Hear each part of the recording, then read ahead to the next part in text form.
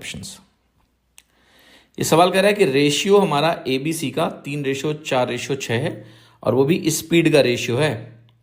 बताना है what is the ratio of time taken by A B and C respectively to cover the same distance. तो ध्यान रखिएगा कि अगर मेरी स्पीड का रेशियो S1 S2 S3 हो और सेम डिस्टेंस में हमें टाइम का रेशियो निकालना हो T1 T2 T3, तो टाइम का रेशियो होता है कुछ नहीं 1/S1 ratio 1/S2 ratio 1/S3।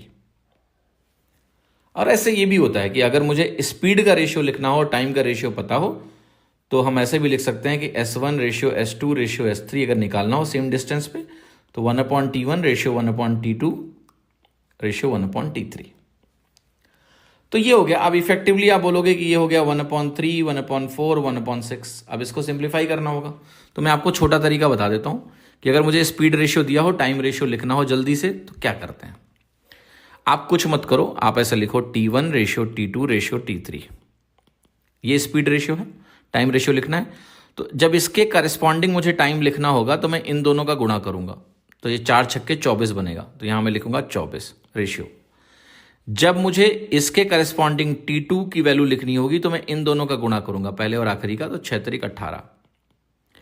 जब मुझे T3 के करस्पॉन्डिंग वैल्यू लिखनी होगी तो मैं 3 और 4 का गुणा करूंगा, तीसरा छोड़ दूंगा 12। अब इसको मैं काट सकता हूं 6 से, 6 चौके 24 6×3 18 6×2 12, तो मेरा आंसर हो गया 4 3 2 सी ऑप्शन। आप यहां भी इनका एलसीएम लेके गुणा कर सकते थे बट अगेन एलसीएम लेने में टाइम जाएगा, तो ये जो स्मार्ट तरीका मैंने आपको बताया ये आप सीधे यूज कर सकते हो। ठीक है, ऑलराइट, 4 3 2 आंसर हो गया। अभी देखो एक थॉट प्रोसेस और मैं आपको बताना चाहता हूं जिससे यहां उत्तर नहीं मिलेगा बट क्या है वो थॉट प्रोसेस, गौर से देखिए।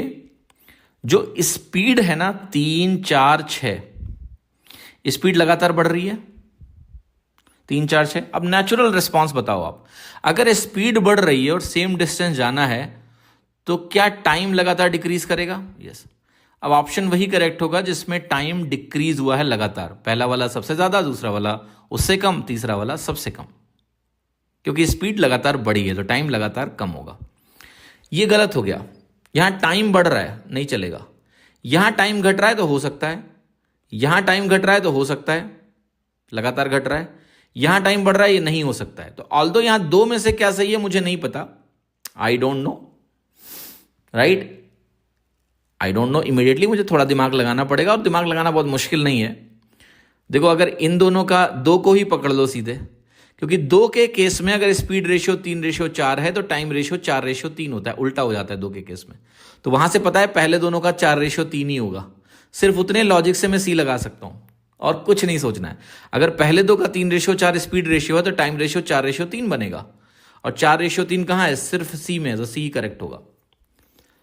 तो एक ये भी तरीका है, बट इंपॉर्टेंट ये था कि भाई स्पीड लगातार बढ़ी तो टाइम लगातार कम होगा। ऑल्दो इससे दो ऑप्शन बच रहे हैं बट एग्जाम में हो सकता है कि ऐसे एक ही ऑप्शन हो तो हम उसको तुरंत लगा सकते हैं। तो ये भी थॉट प्रोसेस आप